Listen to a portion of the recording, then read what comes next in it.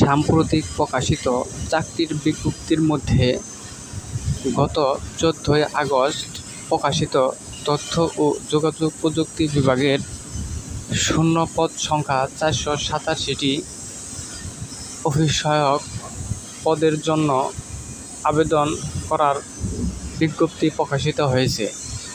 যাদের বয়স 18 থেকে 32 পর্যন্ত তারা সকলে আবেদন করতে পারবেন। আবেদন ফি 56 টাকা এবং 18 আগস্ট থেকে 17 সেপ্টেম্বর পর্যন্ত আবেদন করা যাবে। যারা আবেদন করার জন্য যোগ্য এবং আগ্রহী তারা সকলেই 17 সেপ্টেম্বর 2025 এর মধ্যেই আবেদন কাজটি সম্পন্ন করবেন।